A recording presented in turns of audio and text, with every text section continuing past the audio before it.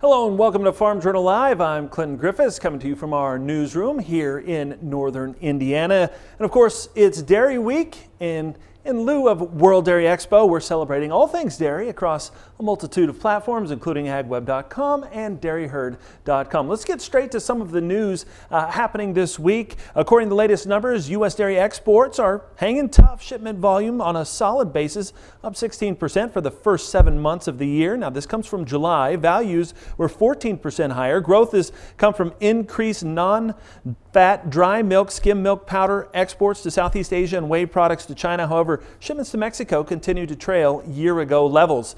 Former Secretary of Agriculture and current President and CEO of the U.S. Dairy Export Council, Tom Vilsack, joining us now. And Mr. Vilsack, thank you so much for being on Farm Journal Live with us today. I guess we know we have new numbers coming out here in another few days, but how's 2020 going so far?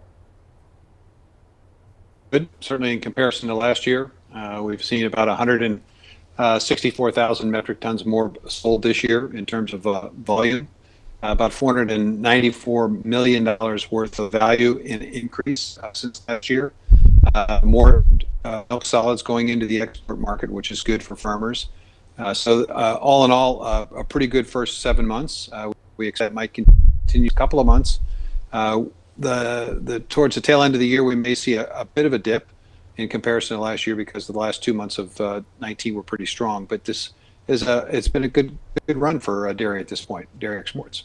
Yeah, you know, we've had plenty of challenges. Obviously, COVID-19, the pandemic increase, impacting a lot of purchasing decisions and the way that food gets consumed around the world. How has it impacted these dairy exports, and is that what's going on with Mexico?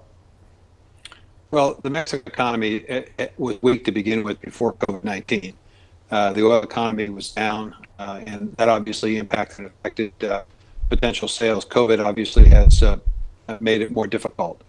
Food service has been disrupted in Mexico just in the same way it was disrupted here in the U.S.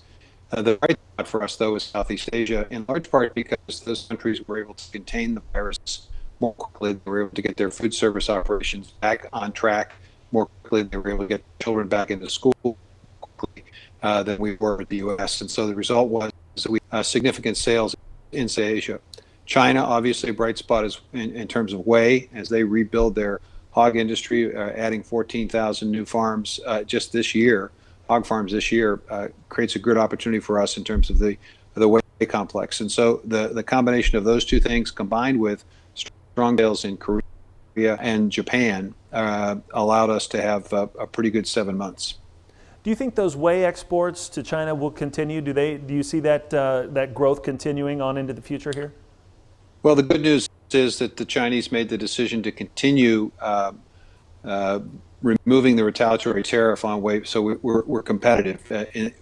Prior to several months last year, we were obviously faced with retaliatory tariffs, which made it difficult for us to sell product. And of course, African swine fever reduced it. As they rebuild their country, as they remove those retaliatory tariffs, it creates a real opportunity for us. And I think that they are not yet to a point where they have rebuilt that industry to where it was before African swine fever. So I think there's an upside opportunity there for some time.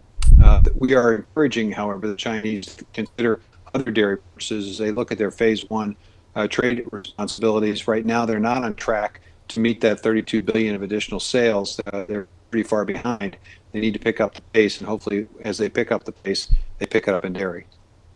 Yeah, we've been talking a little bit about kind of the future expectations and what the future may hold for dairy exports. How competitive are we right now, and how do we look tracking into the end of this year, maybe into 2021?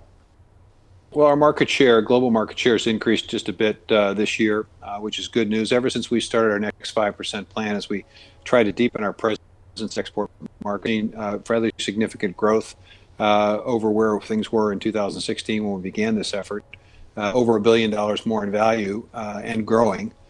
So I think the long-term opportunities for U.S. dairy are very, very solid.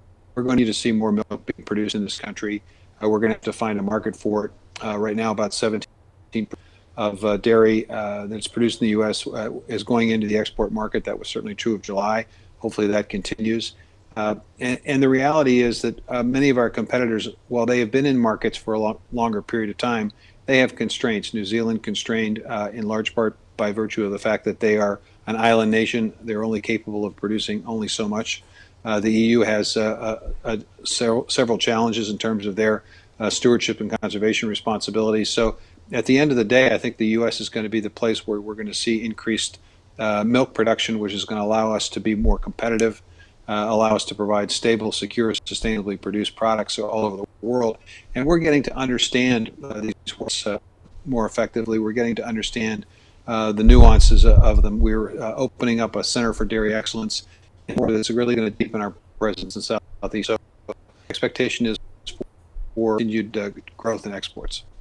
All right, well, it sounds like a pretty exciting time. This has been an interesting year for dairy all the way around. Appreciate the work that you're doing with the Dairy Export Council and moving the product off our shores out to places that need it and around the world, continuing to support the production here at home. Thank you. Appreciate you being here. Thank you so much. Well, it wasn't just crops that suffered under that August derecho. Many of you remember that. Livestock farms did too, including many dairies. Now operations that were in the storm's path are in a rush to rebuild before winter. Ag Day National reporter Betsy Gibbon traveled to that part of the country for an update. Reminders of the derecho were spread across fields in Blairstown, Iowa. The Geno Source Dairy was also in the storm's way. We had maybe 30 minutes warning that there was 60 to 80 mile an hour winds, nothing like the 100 plus that we did receive. The dairy, which has 3,000 milk cows with a heavy emphasis on genetics, lost power before the storm hit. We were working on generator power for just over a week. Then we also had a few generator issues that had us had to go without milking for about 18 hours one day. Operations are back to normal, but cleanup continues. Water tanks need to be rebuilt along with other structural repairs. Simon says right now the focus is to enclose the barn and fix the rafters. If it's warmer later into November, December will help a lot, but as far as getting contractors and materials, it's been a struggle. Simon says some contractors are getting started on a couple of projects, but in general, it's difficult to find contractors. It's also a race to beat winter. If it gets too cold and the ends of the barns are still open, it'll turn into a skating rink for the cows, and that's one thing we don't want. The impact of this historic storm still evident as farms work to rebuild what nature tore down. Reporting in Blairstown, Iowa, I'm Betsy Gibbon. All right, thanks, Betsy. For more Dairy Week coverage, you can head over to dairyherd.com and sign up for Farm Journal's Dairy Week, the free event featuring podcasts, ebooks, along with live and on-demand webinars. In fact, I'll be headed over there right after this to do a little chat room conversation going on this afternoon. And of course, our TV crews are also focusing on dairy all week to make sure you can join us each day on Ag Day and this weekend on U.S. Farm Report. All right, I'm Clinton Griffiths. Thanks so much for joining us for Farm Journal Live. Have a great afternoon.